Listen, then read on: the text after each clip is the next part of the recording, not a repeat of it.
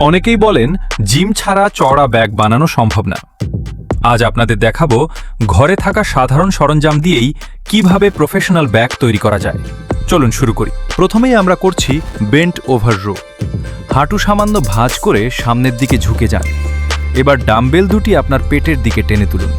লক্ষ্য রাখবেন টানার সময় যেন আপনার পিঠের মাঝখানের পেশিতে চাপ পড়ে। এটা ব্যাক থিকনেস বাড়াতে সেরা।